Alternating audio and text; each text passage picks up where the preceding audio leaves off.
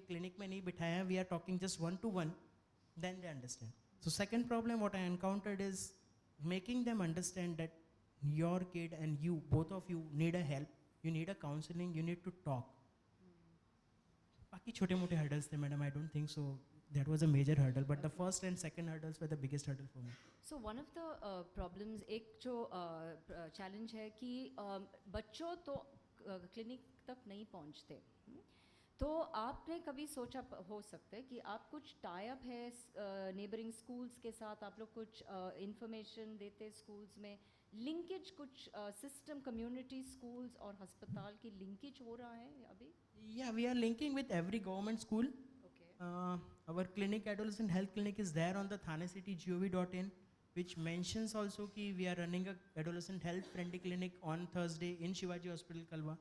and of course the NGOs and organizations are always there to help us. And madam is the one who is always brings out the patient to us कि पापा मैं sir इसको देखो. And third thing, we are, wherever we are going, we are propagating that we are running this clinic, we are running this setup, and we have interns, we have core team which goes to the peripheral level to work. वहाँ से भी mouth publicity से हम लोग patient लेके आते हैं madam, because in internship we are supposed to do a rural posting, so we are getting the patient from the rural areas also which requires adolescent care, like a simple menstrual hygiene care, जो अगर आप थोड़ा सा city के बाहर जाते हो तो नहीं है, like a requirement of simple use of a sanitary pads जो गवर्नमेंट प्रोग्राम में है, मिलना चाहिए, लेकिन accessibility नहीं है because awareness नहीं है. So we are outsourcing, we are doing a health camps also, over there also we promote our things कि we have adolescent services, please come to us. We fetch the patient, we take their numbers, we call them personally, and we help them out. We try to help them out, I think so. Thank you. Swati, मैं आपको पूछना चाहती हूँ कि national health mission ने ये RKSK programme चालू की, आप थोड़ा सा जानकारी दे सकते हैं उनके बारे में, और आप गवर्नमेंट क्या कर रहा है उसको प्रमोट करने के? नेशनल हेल्थ मिशन RKS के जो प्रोग्राम हैं ये 2012-13 से हम लोगों ने शुरू किया है. GOI ने जब RKS के गाइडलाइंस बनाए तो पहला उसका हेतु यही था कि adolescent health in the sense 10 to 19 या 18 एज ग्रुप्स. इससे पहले एडोलिसेंट हेल्थ पे बहुत ज़्यादा गाइडलाइंस या स्कीम्स बहुत ज़्यादा नहीं थे, काउंसलिंग सेंटर्स थे लेकिन बहुत सारे फोकस में भी नहीं थे. लेकिन RKS के स्कीम के पीछे यही हेतु था कि एडोलिसेंट्स क्लिनिक्स में कैसे आ सकते हैं, उनको काउंसलिंग किस तरह से दे सकते हैं. इस स्कीम्स में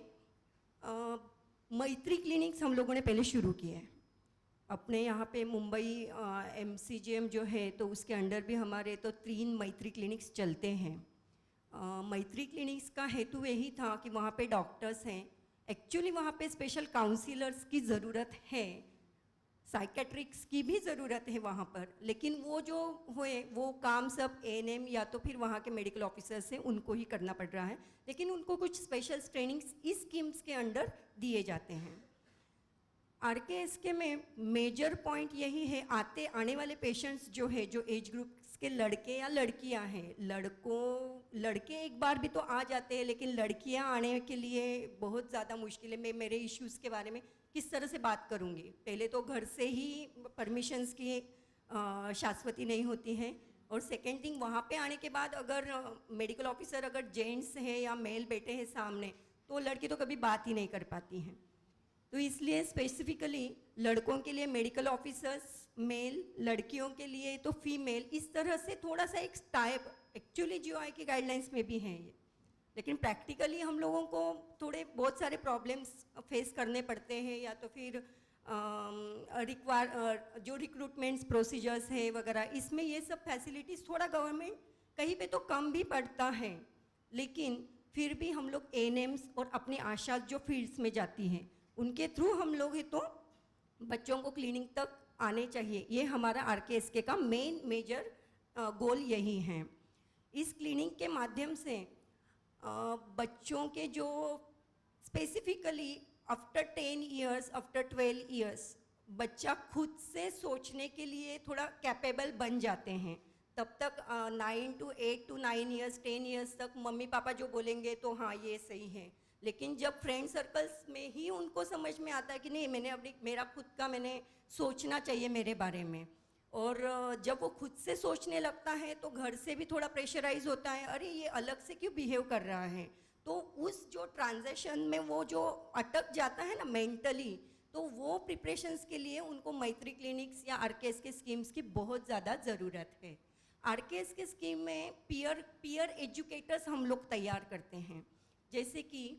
पीई बोलते, पीई एजुकेटर बोलते हैं हम लोग, जो अपने एरियाज़ में, मतलब जो हेल्थ इंस्टीट्यूट या जो कुछ एरियाज़ है उसमें से एडोलिसेंट्स बच्चे जो एक्टिवली दिख रहे हैं कि ये एक्टिव पीपल्स है, स्टूडेंट्स हैं, तो उनके माध्यम से ही हम लोग उनके साथ जो उनका जो फ्रेंड सर्कल है तो उनको ही हम लोग एजुकेशंस देना चाहते हैं। फिर वो उनका मेंटली प्रॉब्लम्स रहेगा, फिजिकली रहेगा, सेक्सुअली रहेगा, सभी चीज़ों पे वो उनके साथ भी बात करेंगे, क्योंकि फ्रेंड्स सर्कल्स के साथ हम लोग ज़्यादा घुल मिल जाते हैं टीनेजर्स इस एज में। तो इसलिए हम लोगों ने पीई एजुकेटर्स वहाँ पे क्रिएट किए हैं सोसाइटी में, ताकि वो लोग वहाँ से बात करके उनके प्रॉब्लम्स अगर वो नहीं बता पा रहा है तो हमारी सिस्टम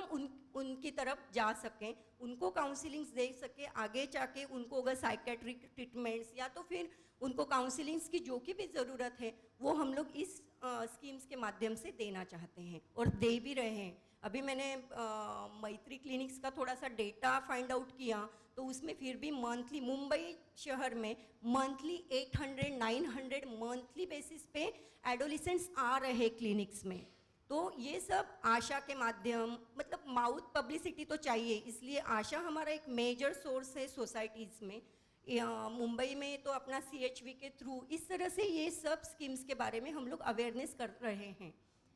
सेकेंड थिंग, इसमें मेजर इश्यूज जो आते हैं अबव 15 या 16 एज अगर देखा जाए ज़्यादातर से,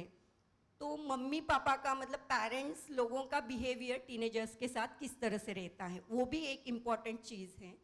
उसमें ज़्यादातर से फ्रेंड सर्कल के साथ अपना बच्चा अपने घर पे उसके फ्रेंड्स आए और मम्मी पापा बोल रहे अरे सोना क्या कर रहा है तू, वहीं पे बच्चा डाउन हो जाता है, क्योंकि बाहर जाने के बाद जो पीयर ग्रुप से वो सब उसको सोना नाम से ही बुलाते हैं, प्रैक्टिकली इट हैपन्स। तो फिर इस तरह से मतलब ये छोटी छोटी चीज़ें जो अपने घर से भी शुरू होती है, अगर उन चीज़ों पे भी हम लोगों ने थोड़ा सा फोकस करना चाहा तो भी बहुत सारे प्रॉब्लम्स अपने घर में भी सॉल्व हो सकते हैं जो कि टीनेजर्स के साथ हो रहे हैं। सेकेंड थिंग, हेल्थ सिस्टम तो अपने लिए है ही, हेल्थ सिस्टम तो बहुत सारी सर्विसेज प्रोवाइड कर ही रहे हैं, लेकिन वो उनके थोड़ा अवेयरनेस की भी ज़रूरत है। सोसाइटीज़ में बहुत सारी बच्चों को पता ही नहीं कि इस तरह से क्लिनिक्स है नहीं है करके। आशाज है, एनएम्स है, इनके थ्रू CHVs है, इनके थ्रू माउथ पब्लिसिटी हो रही है, लेकिन फिर भी मैं अगर स्कूल में जा रही हूँ तो मुझे जो प्रॉब्लम है मैं मेरे फ्रेंड्स को बता सकती हूँ, फ्रेंड अपने आप पे यहीं पे वो चीज़ रुक जाती हैं। तो इसके लिए उन बच्चों को अगर किस तरह से हम लोग बात करने के लिए किस तरह से हम लोग तैयार कर सकते हैं, तो इसलिए थोड़ा सा एक कैंपेन सिस्टम्स है। अभी हमारा जो महिला आरोग्य समिति करके एक हमारा जो स्कीम है, हम लोगों ने स्नेहा के साथ बहुत अच्छे से काम किया है उसमें, तो वो हमारे लिए बहुत हेल्पफुल हो सकती है, ताकि जो अर्बन सिटीज़ में जो एरियाज़ है, स्लम्स एरियाज़ है, जहाँ पे बच्चों को तो कम उम्र में काम पे जाना पड़ रहा है, या तो फिर फाइनेंशियली एक सिक्योर नहीं है, या तो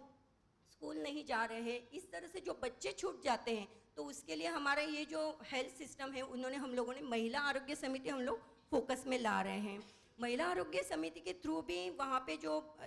महिलाएं हैं तो उनको अगर हम लोग अवेयरनेस कर सकते हैं इस चीज़ के लिए कि टीनेजर्स के ये इश्यूज़ है, इस इश्यूज़ से हम लोग इस तरह से सर्विसेज प्रोवाइड कर रहे हैं, तो भी बहुत सारे जो बच्चे हैं जहाँ जिनको पता नहीं है वो भी क्लिनिक्स तक आ सकते हैं। गवर्नमेंट में स्कीम्स बहुत हैं, जैसे कि ICDS में भी है किशोरी स्वास्थ्य योजना, इस तरह से स्कीम्स तो बहुत है, लेकिन लोगों को पता होना ये ज़्यादा इम्पॉर्टेंट है। RKSK के थ्रू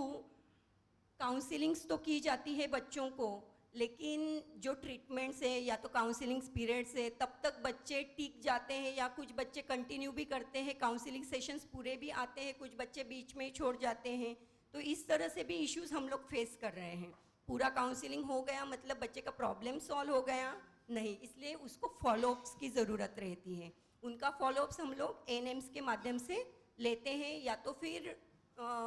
आशाज अपनी फील्ड्स में जाके बताती हैं। बहुत सारी चीज़ें आरकेएस के अंडर कर सकते हैं और भी उसमें इम्प्रूवमेंट्स की बहुत ज़्यादा ज़रूरत है, ताकि ट्रेनिंग्स बहुत एक हमारा लैकुना है वहाँ पर कि अगर ट्रेनिंग्स हम लोग भी दे भी रहे हैं लेकिन सिस्टम्स कैसे ना चलता रहता है, तो लोग आते हैं कुछ लोग छोड़ के जाते हैं तो वापस वहाँ वहीं पे थोड़ा सा बैकलॉग हो जाता है। इस तरह से भी गवर्नमेंट प्रॉब्लम्स फेस कर रहे हैं।